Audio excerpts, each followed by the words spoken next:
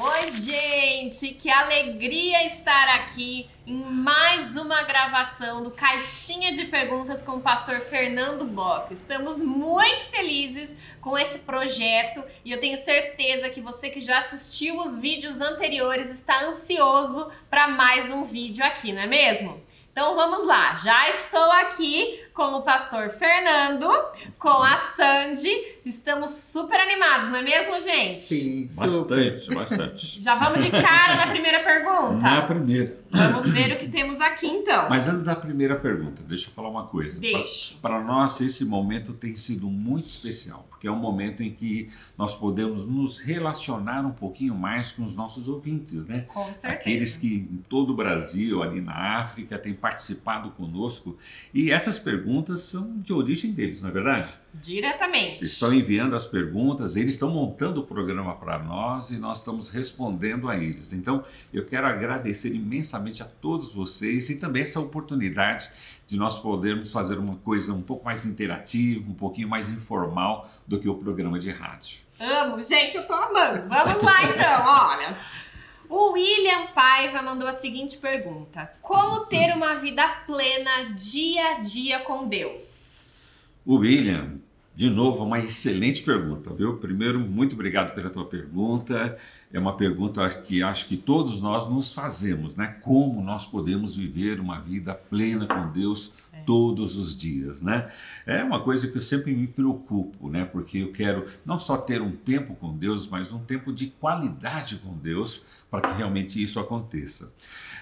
Infelizmente, às vezes a gente tem uma dúvida muito grande, né? Esse tempo, essa qualidade de vida, como sendo alguma coisa meramente de prática, de religiosidade, formalidade, ou alguma coisa um pouco mais livre, mais à vontade, mais assim, sem aquela contração, mas uma descontração na presença de Deus. Eu creio que nós devemos partir para essa segunda, entendendo que Deus quer ter um relacionamento. Ele não precisa de uma formalidade, Ele quer ter um relacionamento com você, de amigo, de pai, daquele que te ama e quer cuidar de você.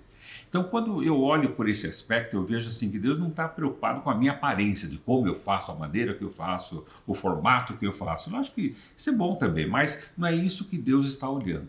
Ele está olhando o teu coração, Ele está olhando a tua intenção, aquilo que realmente você está fazendo naquele momento, que é buscando um relacionamento com Ele.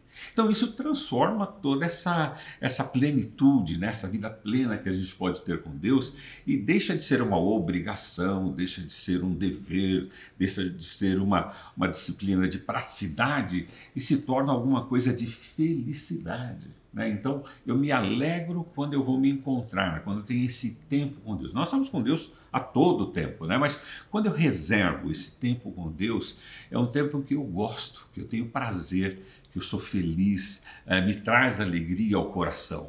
Não é só obedecer, não é só estar ali por obrigação. Deus não olha essa nossa atitude mecânica. Deus olha a intenção do nosso coração e como nós estamos fazendo aquilo. E o Salmo 119 nos ajuda a entender tudo isso e nos ajuda realmente a ter uma vida plena com Deus. Principalmente o Salmo 119, do versículo 1 ao 8, que nós vamos nos deter aqui para responder o William, que vai nos dar as palavrinhas-chave que nos mostram esses princípios e essas verdades, dessa informalidade, com todo respeito, na relação com Deus. Então o Salmo 119 ele começa assim: como são felizes os íntegros, os que seguem a lei do Senhor.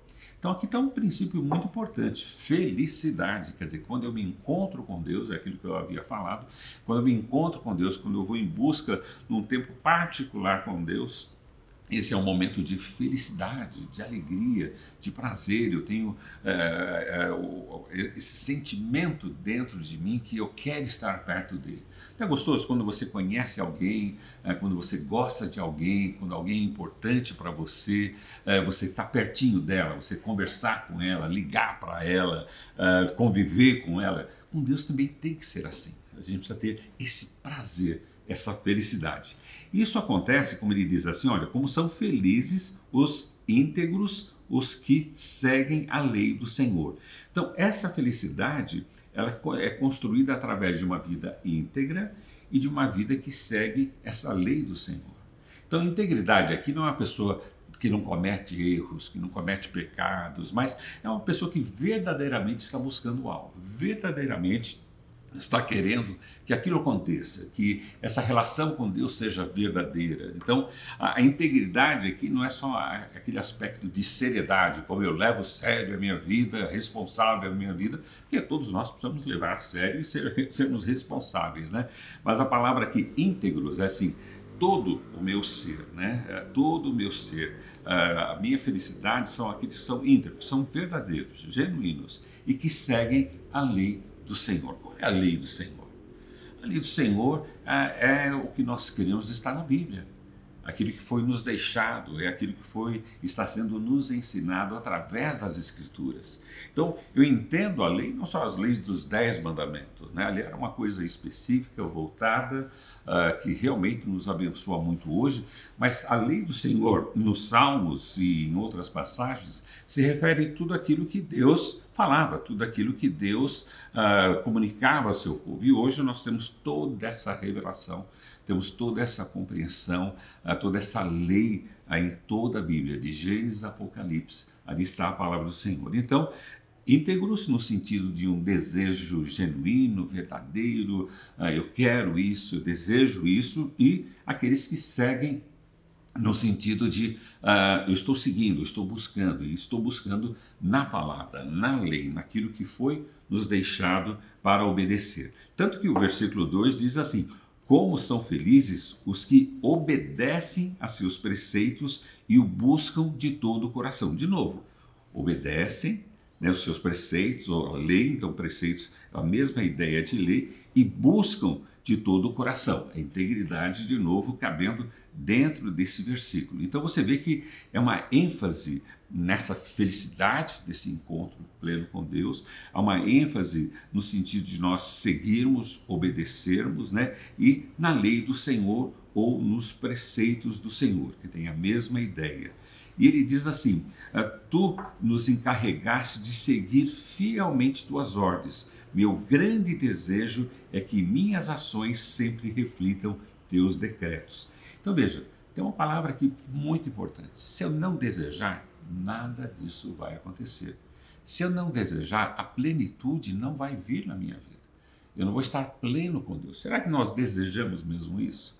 Será que nós desejamos uma relação com Deus? Desejamos estar íntimos com Deus? Obedecer a Deus, os seus estatutos, a sua lei, aquilo que Ele nos deixou como orientação para a nossa vida? Porque se eu não tiver esse desejo, nada disso vai acontecer. Então a primeira oração que eu tenho que pedir é assim: Senhor, eu quero desejar, né? Eu preciso desejar essas coisas, porque a nossa natureza humana, naturalmente, a carne, ela não deseja essas coisas. Então a minha primeira oração: Senhor, eu quero desejar a cada dia, eu quero ter esse desejo natural na minha vida. Eu oro para que o Senhor me ajuste o meu coração para que eu possa estar sinceramente desejando isso. E se você deseja isso, de novo, Deus vai te conceder, porque Ele quer fazer você ser feliz.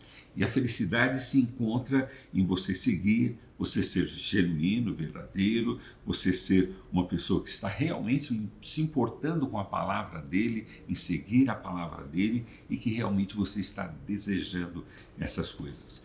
O versículo 8 é muito lindo, né? Eu acho assim muito bonito, porque ele expressa uma coisa assim natural, né, assim, uma coisa humana, né, que ele coloca nessa passagem. Ele diz assim, o versículo 8: obedecerei a teus decretos, por favor, não desistas de mim. Não é lindo isso? Olha, eu acho tão humano: obedecerei a teus decretos, quer dizer, olha, eu vou me esforçar, eu vou me dedicar, eu vou fazer isso, né? Por favor, né, não desista de mim, né? E essa deve ser a nossa oração. E mais gostoso, Deus não vai desistir de você, Ele não vai desistir de mim, Ele não desiste de ninguém. Ele só espera que realmente você deseje essas coisas e busque essas coisas. E a vida plena vai estar acontecendo nesse exercício diário, constante, que nós devemos estar fazendo.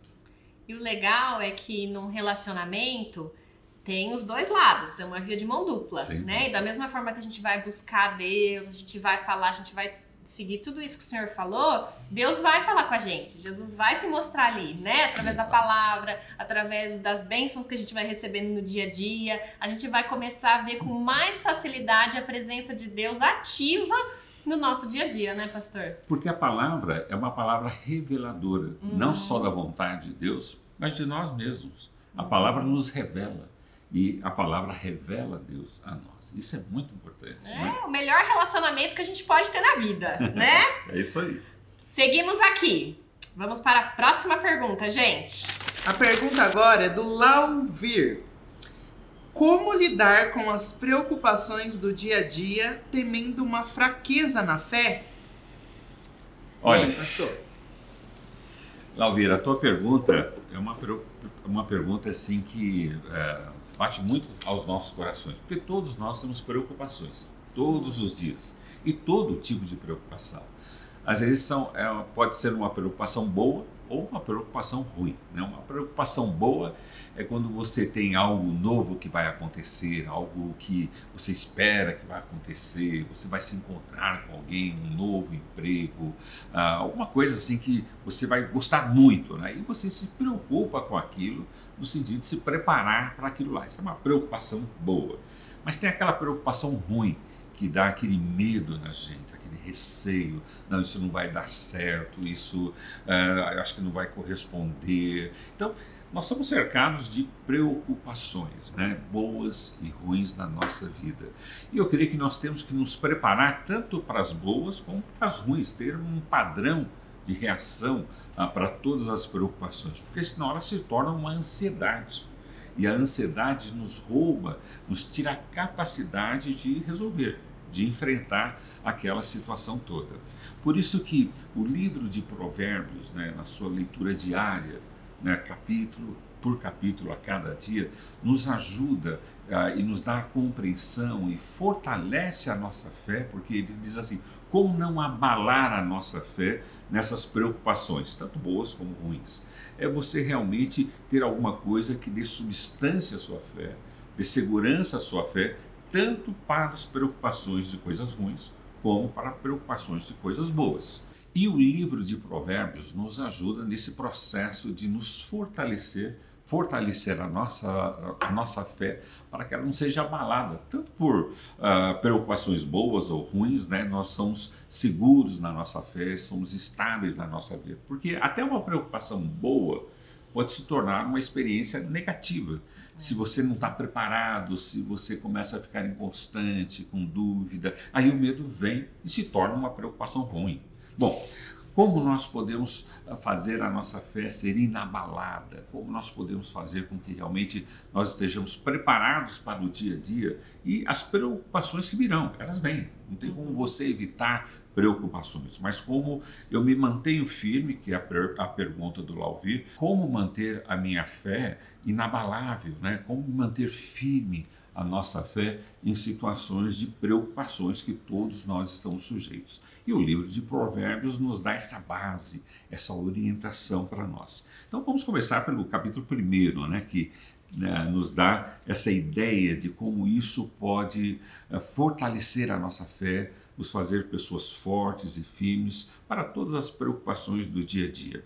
Ele põe assim, que o livro de Provérbios, no capítulo 1, versículo 2, começa dizendo: sua finalidade é ensinar sabedoria e disciplina às pessoas. Então, a palavra sabedoria é que o livro de Provérbios nos dá condições de sabermos como reagir, sabermos como nos comportar, saber o que fazer naquela hora e naquele momento, né? E a disciplina é como me manter nisso. Então, quando eu sou uma pessoa disciplinada, eu mantenho a minha fé naquele patamar.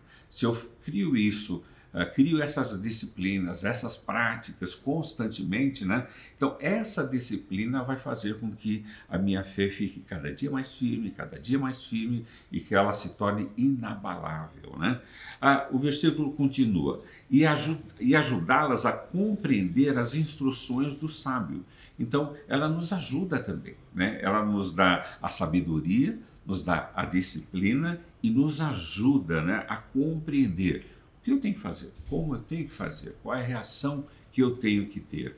Ele põe no versículo 3, sua finalidade é ensinar-lhes uma vida disciplinada e bem-sucedida e ajudá-los a fazer o que é certo, justo e imparcial. Estes provérbios darão juízo aos ingênuos e conhecimento e discernimento aos jovens. Lauir, acho que é isso que você está buscando, que eu também estou buscando todo dia na minha vida, e essa é uma jornada, né? Hoje eu posso dizer assim, a minha fé é inabalável, né? Não, minha fé está cada dia mais firme, cada dia mais segura, cada dia mais crescente, porque eu tenho buscado essas disciplinas, eu tenho buscado essa sabedoria, eu tenho me colocado dentro desse patamar, desse molde que Deus quer me dar para que eu tenha condições de viver essa vida com preocupações, sendo uma pessoa segura, uma pessoa que não se acovarda, uma pessoa que o medo não tome conta da vida dela, e a única maneira, sem sombra de dúvida, é você entender que Provérbios e toda a palavra de Deus vem para nos ensinar a saber, a nos ajudar, a nos disciplinar, a nos fazer a compreender melhor todo o quadro, e isso vai nos fazer uma pessoa bem-sucedida e realmente alcançando, né, uma fé inabalável, né? Não na sua totalidade, mas crescente a cada dia, até que um dia ela vai ser inabalável, quando eu estiver com Jesus, sem sombra de dúvida, né? Mas até lá ela é crescente, ela é segura, os medos são afastados. E a forma de eu afastar os medos, os temores, as preocupações ruins da minha vida é me fortalecer a cada dia, não uma única vez, ou não só no domingo, mas a cada dia uma porção dessa palavra de sabedoria, palavra de Deus na minha vida. Então nós podemos dizer que um dos meios para a gente lidar com essas preocupações do dia a dia é com sabedoria e disciplina. Justamente isso que o livro de Provérbios traz pra gente, né, pastor? Em todo o seu conteúdo. Exato. E isso nós encontramos, essa maneira de se disciplinar e a maneira de ser sábio só através da palavra de Deus, né? Não tem um outro recurso que eu possa usar que vai preencher essa lacuna. Tem pessoas que vão todos os dias na igreja, participam de todas as organizações, mas falta sabedoria, falta disciplina na vida pessoal. E aí a pessoa sempre se sente frágil, ela sempre se sente medrosa com a vida, né? Então, é isso que você colocou, Sandy, no sentido de, realmente, são essas coisas que vão nos fortalecer, nos tornar inabaláveis, a nossa fé cada dia mais firme, essa sabedoria e essa disciplina nós encontramos somente na palavra de Deus. Olha, eu posso falar? Quando o senhor estava falando aí, eu estava lembrando da minha vida, que isso é muito nítido, porque em alguns momentos da minha vida, onde eu tive essa disciplina, a minha fé diante de algum problema foi totalmente diferente de um quadro onde eu não estava disciplinada. Interessante, E, né? E a minha reação diante daquele problema foi totalmente ruim, onde trouxe ansiedade, onde trouxe medo, tudo isso. Então, realmente, isso na prática, posso te afirmar, e eu tenho certeza que você, refletindo no que o pastor falou aqui, vai ver que isso realmente faz a diferença. Essa disciplina, essa sabedoria faz a diferença diante do problema, diante da fé, diante de como você vai reagir àquilo. Então, segue aí, tá bom? Ok, então vamos para a próxima pergunta, Gabi. Tchan, tchan, tchan. Vamos lá, gente. É sempre uma surpresa, né, Gabi? Uma surpresa. Qual será? Vamos lá, então. Pergunta do Anderson. Pastor, hoje em dia ando muito confuso com tudo que está acontecendo. Em todas as mídias parece que todos estão ficando loucos. Interessante, Anderson. Parece? Não, eu não acho que parece. Acho que todo mundo está ficando louco mesmo. A situação está terrível, né, Anderson? Assim, quando você olha as mídias, né, olha todo tipo de mídia, né, é jornal, é revista, é televisão, rádio, internet, é informação para todo lado, todo tipo de informação e um monte de desencontro de informações, né? E a fake news já virou um news, né? Já virou uma notícia já hoje, a fake news. Então tá tudo misturado, né? Notícias verdadeiras, notícias falsas, todo tipo de informação, com todos os tipos de vertentes de informações, né? Então, se você muda de um canal para o outro, ou se pula na internet, né, o que você está vendo, né, você vai ver coisas diferentes sobre o mesmo assunto e você não sabe, puxa, mas o que eu devo ouvir, ou o que eu devo ler, ou o que eu devo observar, e essa é a nossa preocupação. Só que será que eu posso acreditar nessa mídia? Será que eu posso acreditar nesse YouTube? Será que eu posso acreditar nesse jornal? Então, realmente, toda a mídia, eu acho que até eles se entendem dessa maneira, né? Estão loucos, né? Mas eu creio que tem uma forma de nós escaparmos disso tudo. Eu creio que tem uma forma de nós lidarmos com tudo isso. E, de novo, a palavra de Deus nos ajuda e nos orienta realmente como nós devemos proceder em relação a tudo isso, a todas essas informações que bombardeiam a nossa mente e a gente fica sempre em dúvida se eu acredito ou não acredito, mas só o fato de você ouvir já traz uma certa perturbação, um incômodo, dúvida, um peso, um medo, uma incerteza, né? E você começa a ficar fragilizado com tudo isso. E eu vejo que os Salmos primeiros, o livro de Salmos, né, e o capítulo 1, é um livro que nos introduz como nós devemos nos comportar mediante a tudo isso. Porque existe uma atitude que nós podemos ter em relação a todas essas informações, né? Porque informações vêm para te influenciar. Informações, notícias, o que você ouve, o que você vê, aquilo que você dá atenção, de alguma forma vão influenciar o seu dia a dia. Não importa se ela tem a ver com a sua vida, ou com a vida do outro, ou a vida de um outro país. Se você está ouvindo aquilo de alguma forma vai trazer um sentimento, uma emoção, vai trazer uma ideia que você precisa se cuidar.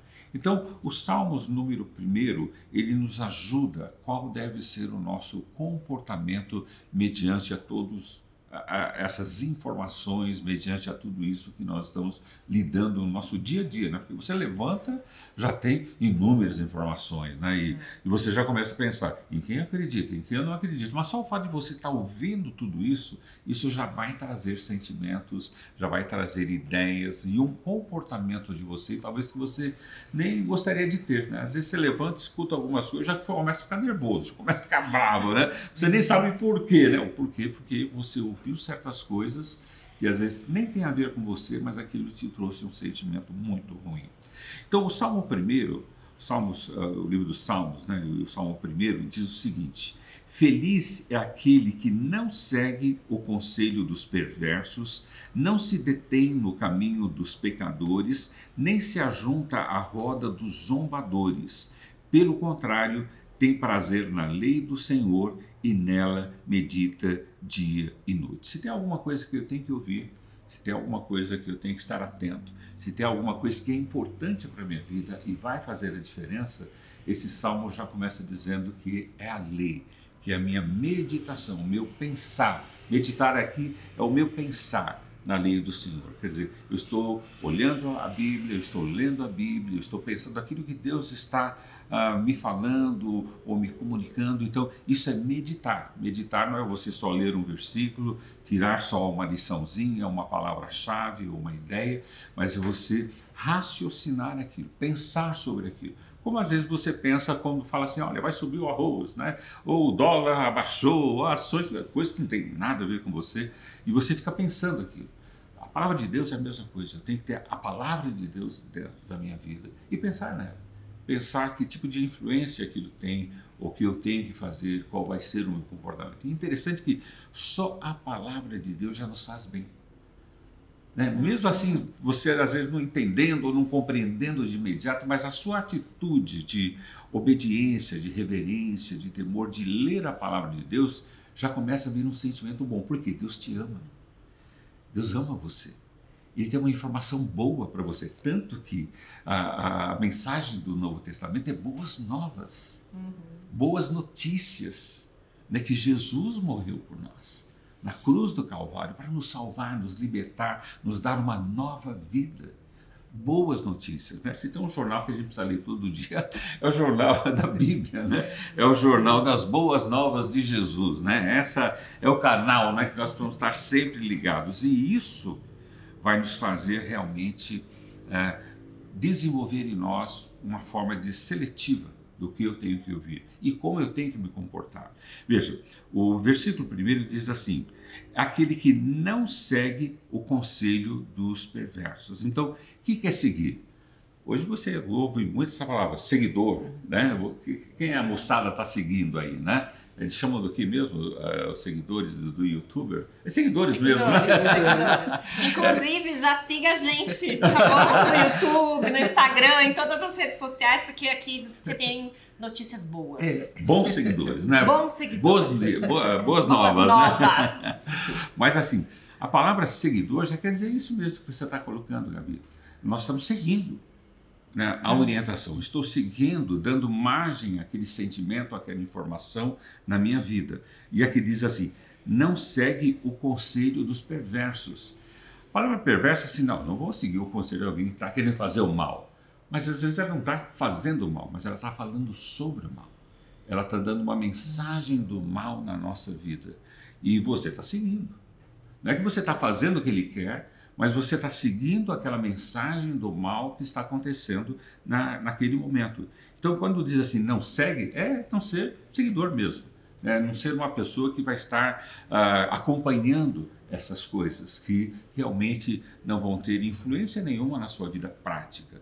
Mas quando você segue a palavra de Deus, ou segue o RPV, né, que tem a palavra de Deus, né, você realmente está seguindo algo certo, algo correto, que vai fazer bem. Só o ato, de novo, de seguir já me faz bem. E o fato de eu seguir a orientação me faz melhor ainda. Então, a palavrinha-chave aqui nesse primeiro momento é a palavrinha seguir. Quem eu estou seguindo, né? Então, a outra palavra ele diz assim: não se detém no caminho dos pecadores, né?